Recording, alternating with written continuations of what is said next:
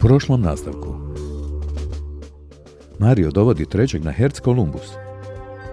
Zauhenci mu pročitaju i tako saznaju gdje se nalazi Nečastivi i Esmeralda. Prelazak pustinje za Zauhence se pokazao kao nepremostiva prepreka.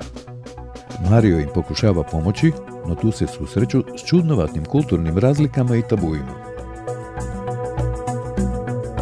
Kada su napokon prešli pustinju, Mario pojuri krivudavo prema šumi, zajedno sa Zauhencima. Bitka u šumi na početku se odvijala sasvim u korist naših junaka, no plaćenici su se pokazali kao vješti borci i počeli su pobjeđivati. U jednom trenu, kada se činilo da je sve izgubljeno, začuo se karakterističan zvuk koji je podsjećao na zvuk usne harmonike i iz gustiša se pojaviše Zauhenci naoružani do zelenih kvržica i odjeveni u prozirnu odjeću. Napali su plaćenike oštro i bez straha i ratna sreća se nasmiješila Mariju i Agarovim momcima. Ko su ti ovi tipovi, upita Mario Agara. To su nepostojeći. Vidiš da su odjeveni, a sigurno jedu i bilje. Mogu bi se kladiti da bi ti oni bez problema dodali izdjelicu s vodom. Anarhisti kojima ništa nije sveto. Ali, čekaj, oni su na našoj strani, reče Mario, pogledavajući prema jednom od nepostojećih, koji je stao pored ovećeg grma i slastio se njegovim bobicama. Da, ali Bože oslobodi, strese se Agar od neke neugodne emocije. Nakon dolaska pojačanja, bitka je trajala svega nekih 10 minuta i preživjeli plaćenici su nagnuli u bijeg, a šumom se začuje pobjedničko zauhensko trubljenje, koje bi svakako ledilo krv u žilama da nije zvučilo kao tihi zvuk roženica ili, možda, spominjane usne harmonike. Nakon što su provjerili da nema više neprijateljskih vojnika, oprezno su krenuli prema zaštićenom području i putem sredili sve što im se suprotstavljalo. U cijeloj akciji su poginula samo 2 Zauhenaca, jedan Agarov i jedan Ejelov, kako se zvao vođa nepostojećih. No, bilo je dosta ranjenih. Kada su došli do zaštićenog područja, pred njima je bio samo pojas neprozirne tame. Što ćemo sada, reče Mario. Oni nas iznutra sigurno spremno čekaju. Zapišti Agar. Nisam siguran. Hajmo malo rokat u tamu pa da vidimo što će biti. Pucali su tako neko vrijeme, no ništa se nije događalo. Zaštitno polje je bilo očigledno dovoljno jako. Pokušavali su i s druge strane, no polje je odoljevalo bilo koje vrsti upada. Zastali su tako i pogledavali se u nedoumici kada začuju da im se netko približava kroz šumu. Uperili su puške prema grmlju iz kojeg se začuju. Alo, ne pucajte, došao sam vam pomoći. Zagledali su se napeto u grmlje sa spremnim oružjem kada iz grma izađe Riđakosi. A gle njega, reče Mario, tebe se stvarno svugdje sreće. Zauhenci samo u čudu zavitlaju viticama, a jedan od nepostojećih stade dubitni na glavi, na što se Agar pravio da to ne vidi. Ti njega poznaješ, ovog crvenog? Upita Agar začuđeno. Pa moglo bi se tako nekako reći. Premda ne znam kako se čovjek zove, reče Mario. Sreo sam ga na svim mogućim zamislivim i nezamislivim mjestima. Reče Riđakosi, nismo se nikad formalno upoznali. Oto, drago mi je. Oto, 8, reče Mario. Sad bih ti odgovorio onu koja završava na nosam. Ali sam fin, ali i domaćima to vrlo vjerojatno ne bi bilo smiješno. Ok, živio kume.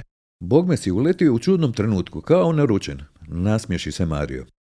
Pa kao da sam mogao birati, reče Riđakosi. Inače mi je na zemlji bilo čudno da ljudi misle da sam ja u isto vrijeme na više mjesta, jer to nije bila istina. Ali ovdje je valjda zbog poremećene stvarnosti to i moguće. Kako smo s istog planeta, ja ću ti pomoći. A i saznao sam po birtijama da ti onaj mračnjak dao oteti curu, čista svinjarija.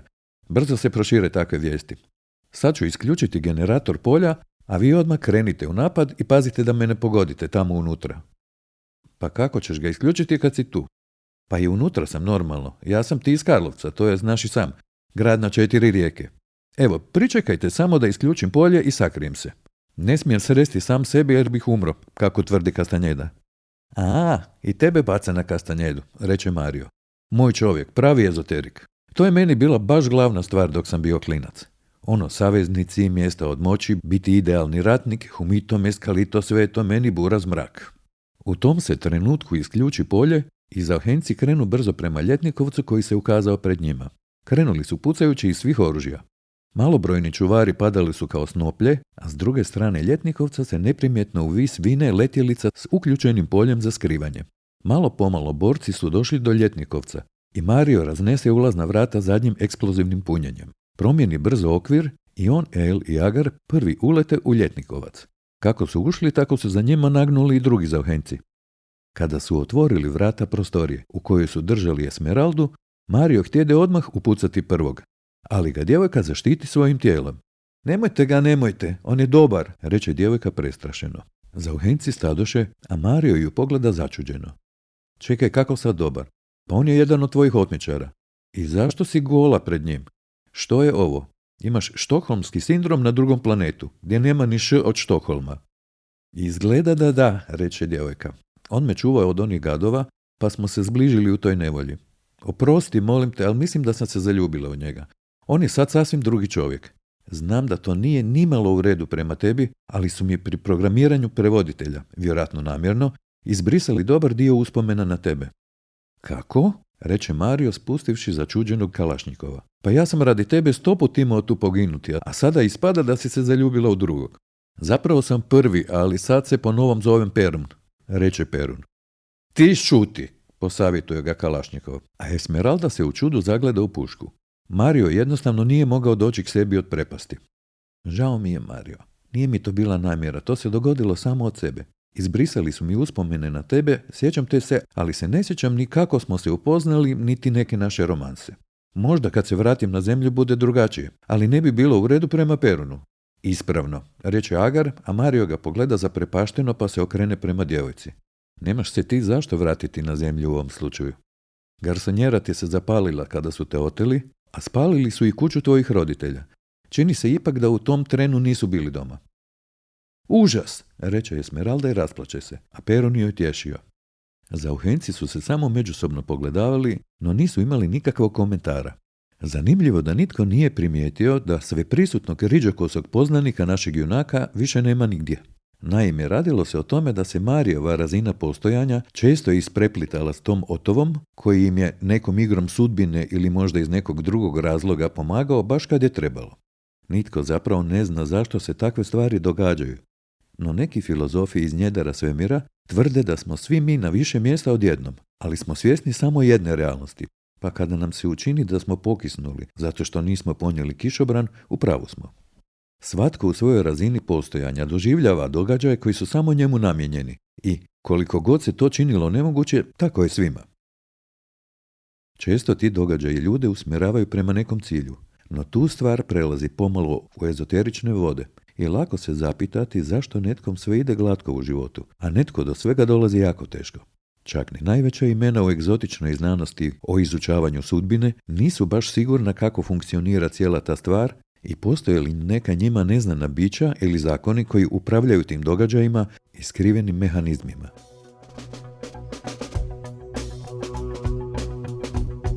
I tako je toj Marijevoj avanturi na Herc Kolumbusu došao kraj.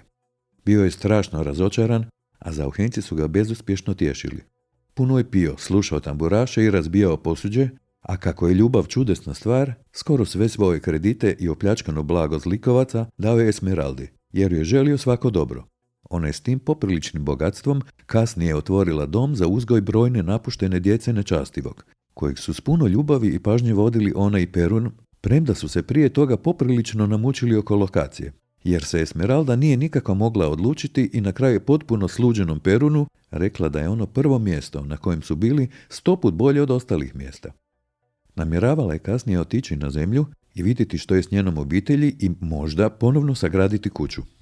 No to u neku ruku i nije zadnji spomen o toj djevojci, jer je kasnije, kad se Mario već vratio na zemlju, došlo do neviđenog pokolja u glavnom gradu Herc Kolumbusa, u kojem je pod nerazjašnjenim okolnostima stradalo 10 stražara, nečastivi i proročica, koji su bili pobjegli za vrijeme napada. Bili su doslovno raskomadani, a par očividjaca je tvrdilo da su nakon tog pokolja u blizini vidjeli tamnokosu vitku humanoidnu djevojku u bijeloj, plavom hemocijanskom krvlju, okrvavljenoj haljini i neobičnog sivkastog čovjeka. Kao što svi znamo, ni stvari ni bića često nisu onakva kakvima se na prvi pogled čine. Spremio se Mario napokon nazad na zemlju i pozdravio s ratnim drugovima. Prijatelju, želim ti svako dobro i nadam se da ćeš naći drugu ženku za parenje, reče Agar suosjećajno. Puno si napravio za nas, a priča o prelasku pustinje će postati legenda, o kojoj će pričati generacije. Kako se tebi čini cijela ta naša pustolovina? Zgodno, rekao bi ja. Pa tako, na početku je bilo dobro, a završilo je ne baš najbolje po mene. A događa se, prijatelju, događa. Ali bit će bolje. Bog, vidimo se, reče, par puta udahne i nestane. Zapravo, to je bio tek dio problema u kojima se našao, jer kako bi rekli teoretičari sudbine, bio je jedan od onih ljudi koji puno toga mogu postići, ali nikad na gladak i jednostavan način. Kada se vratio u rodni grad, odlučio je svoj život dovesti u red. S Esmeraldom nije ispalo kako je očekivao, no doživio je on i gorih trenutaka u životu, ali ih se radi reprogramiranja nije sjećao, pa je sve to na sreću podnosio bolje nego što je bilo za očekivati. Njegov optimizam i vedrina često su ljudima djelovali zastrašujuće i čudno.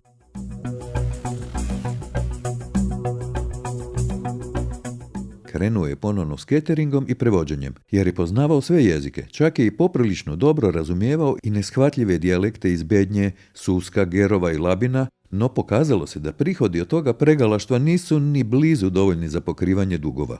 Jer mu je u međuvremenu, dok se borio za pravdu u svemiru, došlo toliko računa da mu je stan završio pred ovrhom. Postojala je sasvim izvjesna mogućnost da će ostati bez doma u kojem je živjelo barem 3 generacije njegovih simpatičnih i krajnje problematičnih predaka.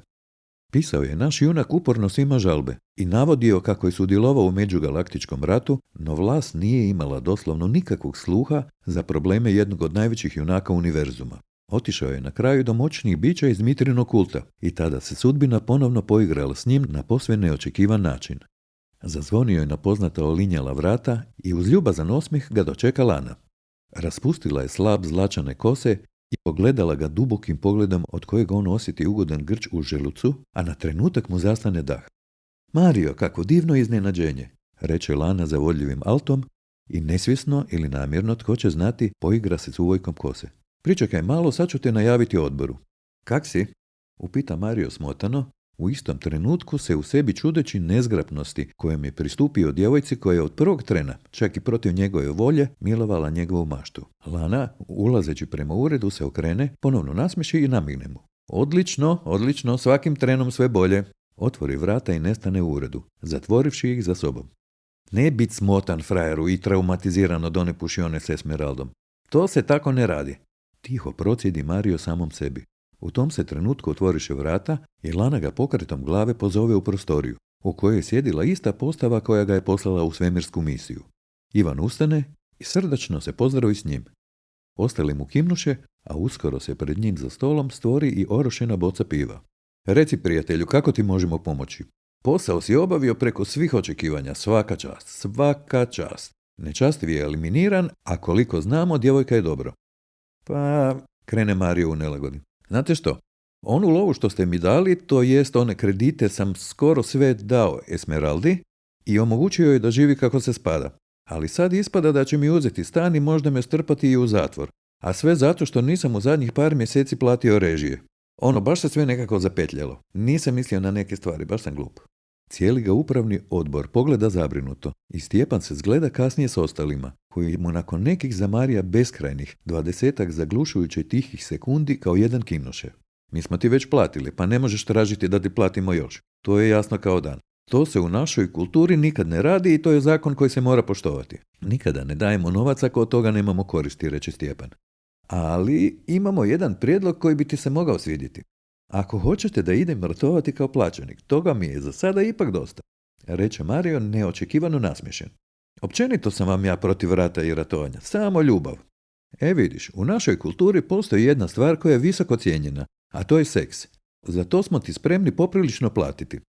Mario ih pogleda u čudu, pa pogleda prema Lani, koja je kao i prvi puta kada su se sreli, djelovala kao da ju cijeli taj razgovor dobro zabavlja. Sjela je, nasmiješila se, prekrižila duge vitke noge i zadubila se u nekakav uređaj koji je držala u krilu. Uperi uređaju Marija, na što se on trgne, a uređaj ispusti tihi zvuk.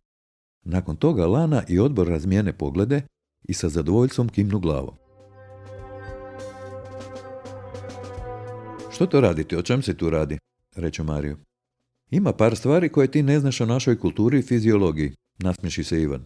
Ma ništa ja ne znam o vama, osim da se možda pretoplo oblačite, reče Mario gledajući ih ispitivački. Cijela ekipa se opet zgleda i na licima im se ukažu različiti Mariju teško odgonetljivi osjećaji, no na kraju opet svi kimnu glavama. No, ok, dobro, da skratimo priču, reče Stjepan. U našoj kulturi postoji par stvari koje se razlikuju i od vaše kulture i od fiziologije. Mi sami ne upražnjavamo seks, ali nas njegovo gledanje ispunjava vrlo ugodnom, dobrodošlom životnom energijom. Za to smo spremni platiti i više nego dobro. Mi smo svi muškarci i razmnožavamo se partenogenezom. Što vam je to da nije nešto kao komorbiditet? Čekaj, pa zašto ne gledate na internetu pornjavu? Pa se malo poigrate sami sa sobom ko sav normalan svijet. I kako ste sad svi muški? A što je Lana?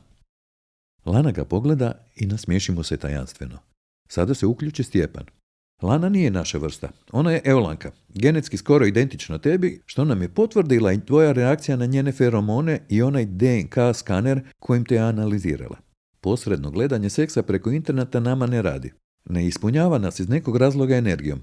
A neki etički kodeksi naše kulture nam, baš ne odobravaju ono što ti nudimo. Dakle, sve ostaje strogo poslovna tajna.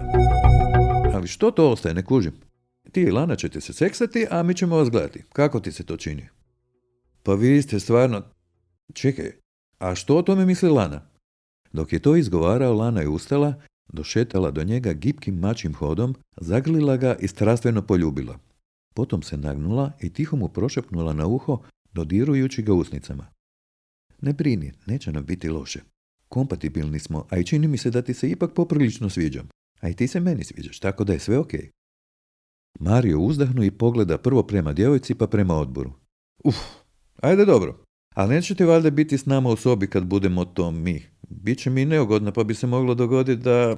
Ma ni slučajno, prekine ga Ivan zadovoljno. Nećete biti ni svjesni da vas netko gleda. Lana se naslone kukom na Marija, a njen miris i dodir u njemu probudi potrebu da je lizne ili grisne po bilo kojem dijelu tijela. A onda može, što ću sad? Nije to bogme ni najgora stvar na svijetu. Ni blizu od najgore stvari, ni blizu. Moglo biti se i svidjeti, reče Lana mazno. Meni se već sad sviđa. Znaš, mi Eolanke kao rasa milijunima godina starija od ljudi teško nalazimo genetski kompatibilne momke, pa se poprilično potrudimo da budete zadovoljni. A volimo i zapjevati, popiti i plesati. Da, 100. Sad mi još reci da voliš Medene, Panteru i Rammsteine ko ja. Obožavam, reče Lana. Molim? Mi Eolanke uvijek znamo. Malo sam te istražila i prilagodila sam ti se. Kemija koju osjećaš među nama nije slučajna. Mi to možemo namjerno. Kontroliramo feromone. Eolanke su ti nešto kao sukubus i dobrice. Mi uzimamo, ali i vraćamo, reče djevojka i namigne mu, a cijeli odbor se nasmiješi. Nasmiješi se i Mario, ovaj put cijelim svojim bićem. Novi, bolji život je zasjao iz mraka koji ga je bio obuzeo. Kraj 7. epizode. Čujemo se u idućoj.